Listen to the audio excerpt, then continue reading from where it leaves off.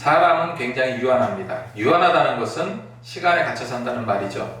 시간에 갇혀 산다는 게 무엇이겠습니까? 시작과 끝이 있다는 말입니다. 인생의 생애 주기로 우리는 태어났고 자라고 살아가다가 어떻게 됩니까? 죽게 됩니다. 이것이 유한한 인생이고 이제껏 걸어왔던 길, 똑같은 길입니다.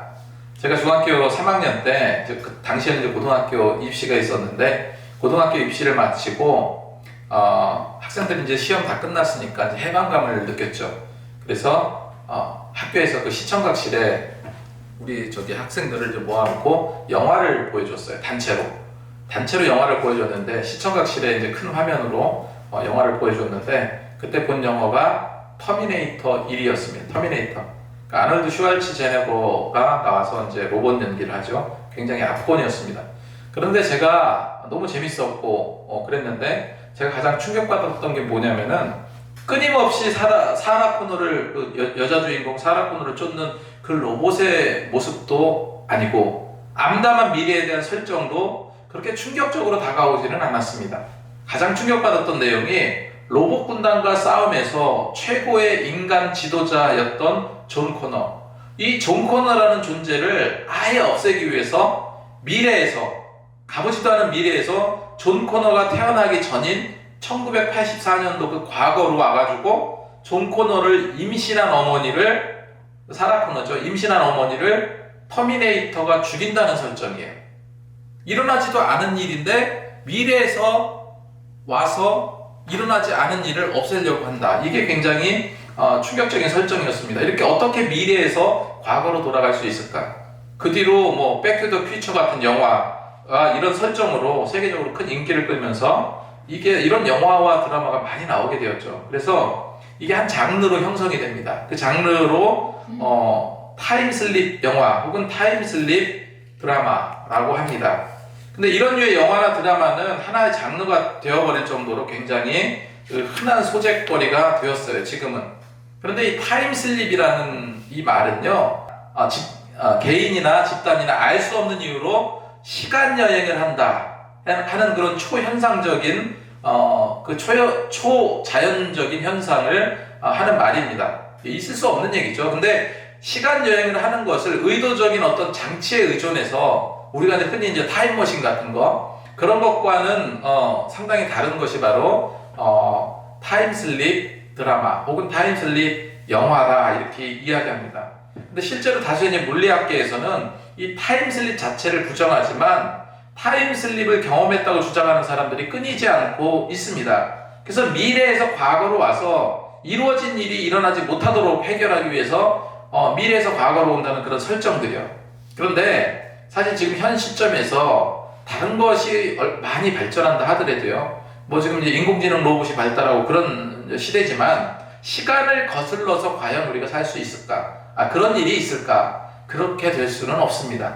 그렇다면 후회라는 말 자체가 필요가 없겠죠. 왜? 그릇되거나 잘못되거나 망친 일이 있다면 그냥 다시 과거로 돌아가면 되거든요. 과거로 돌아가서 일이 망가지기 전에 다시 수습하면 되니까. 그죠? 과거뿐만 아니라 미래도 먼저 살아볼 수 없는 게 우리 인생입니다. 그래서 인간의 모든 삶을 성경은 뭐를 말하냐면 때에 따라서 살아가게 된다. 때를 따라 살아가게 된다. 이렇게 말하고 있습니다. 중요한 게 무엇입니까? 흘러가는 시간 속에 이루어지는 그 사건들은 다 다르다는 거예요. 똑같이 1년 농사를 지어도 얻어지는 결실이 다 다르죠. 그리고 똑같이 하루를 살아도 어떤 사람은 너무 유의미하게 보내고 어떤 사람은 무의미하게 보내고 지루하게 보내고 너무나 빠르게 보내기도 하고 그렇습니다. 때가 다 다른 거예요. 그렇다면 그 차이를 어떻게 만들어갑니까? 사람의 때를 주관하시는 분이 바로 하나님이시죠. 그래서 우리는 그 때라는 것을 나에게 포커스를 맞추지 않고 그 때를 따라 도우시는 그 하나님을 경험하면서 살아야 된다는 거예요.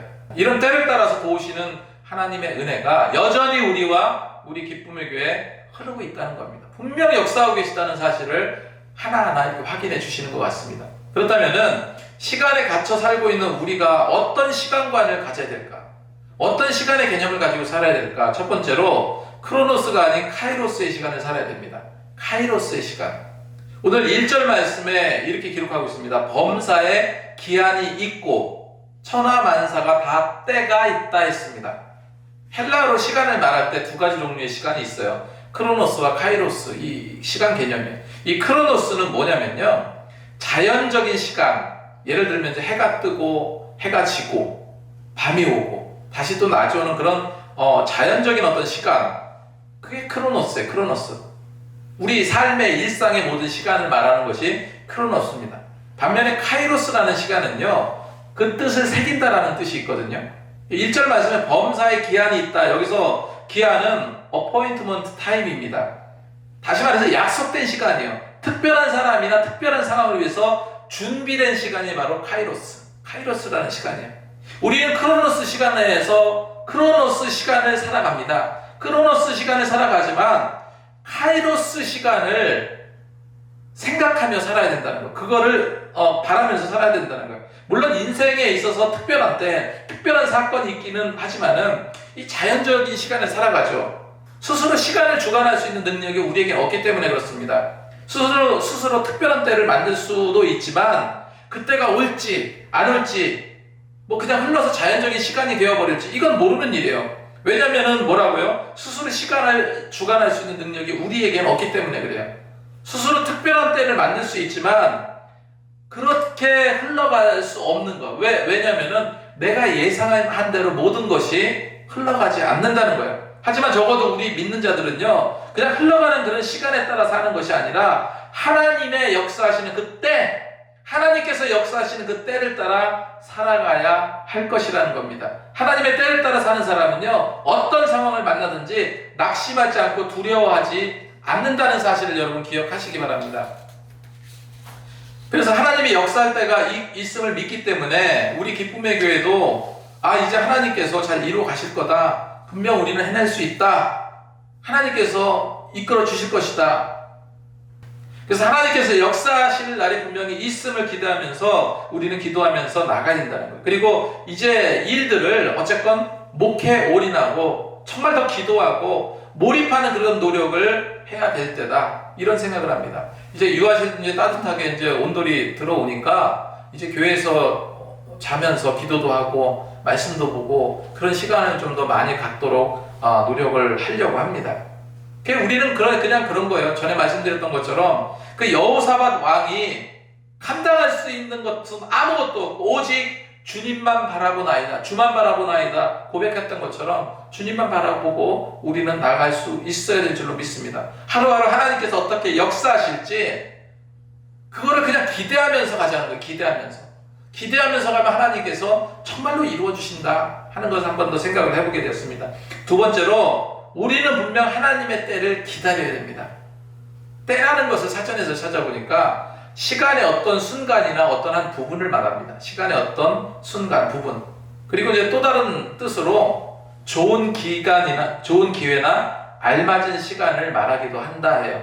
오늘 이 말씀에서 2절에서 8절까지는 그런 때에 대한 내용들이 쭉 이렇게 열거되어 있거든요. 날 때가 있고 죽을 때가 있고 심을 때가 있고 심은 것을 뽑을 때가 있고 죽일 때가 있고 치료할 때가 있고 헐 때가 있고 세울 때가 있고 울 때가 있고 웃을 때가 있고 슬퍼할 때가 있고 춤출 때가 있고 돌을 던져버릴 때가 있고 돌을 거둘 때가 있고 안을 때가 있고 안는 일을 멀리할 때가 있고 찾을 때가 있고 잃을 때가 있고 지킬 때가 있고 버릴 때가 있고 찢을 때가 있고 꿰맬 때가 있고 잠잠할 때가 있고 말할 때가 있고 사랑할 때가 있고 미워할 때가 있으며 전쟁할 때가 있고 평화할 때가 있느니라 이렇게 성경은 이야기하고 있습니다. 이런 모든 때는 내가 주관적으로 할 수 없다는 거예요. 사실 모든 것은 하나님께서 주관하신다는 겁니다. 이 사실을 우리가 기억하고 갔으면 좋겠습니다. 그 기쁨의 교회는 지금 어떤 때이겠습니까? 우리는 하나님의 때를 기다리고 기도할 때예요. 그리고 노력할 때입니다. 하나님의 때를 기다리고 기다릴 자격도 거저되는 건 없어요. 열심히 일해야 돼요. 열심히 하지 않으면 어떤 일도 성경에서 성실한 자, 성실하고 근면한 자를 원하세요. 그 때를 따라 열심히 일하고 수고하는 자에게는 반드시 하나님의 때가 이르게 된다라고 기록하고 있습니다. 9절 10절 말씀에 일하는 자가 그 수고로 말미암아 무슨 이익이 있으랴 하나님이 인생들에게 노고를 주사 애쓰게 하신 것을 내가 보았노라. 이렇게 기록을 하고 있습니다. 성경은 우리가 세상을 어떻게 살아가는지 말씀하고 계신 거예요. 성경은 세상을 아주 성실하게 부지런히 살아갈 것을 또 말씀하고 있습니다. 어차피 게으른 자는요, 하나님의 때가 있지만 그냥 가만히 그냥 지할 일만 하죠. 가만히 있으면 된다고 생각할지 모르겠지만 그건 태생적으로 게을러서 그래요. 천국은 침노하는 자의 것이라고 성경은 말씀하고 있듯이 하나님의 때를 우리는 기대하면서요, 그거를 이루어 나가는 그런 마음을 가져야 된다는 겁니다. 그래서 우리는 하나님의 때를 기다리면서 정말 기대하면서 하나님이 응답하실 때까지 수고하고 노력해야 돼. 인내하고 수고하고 순종하는 자에게 하나님께서 응답하는 때가 찾아온다는 겁니다. 우리가 이제 그렇게 나가야 되겠죠. 열심히 하고 때에 따라서 주신 은혜를 찾고, 노고라는 말이 있습니다. 삶에 노고를 주신 목적, 왜 우리에게 노고를 주고 애쓰게 하셨는가? 이 노고라는 말이 뭡니까? 수고스럽게 힘들이고 애쓰는 것을 의미해요. 왜 열심히 살아가요? 하나님의 때를 기다리기 때문입니다.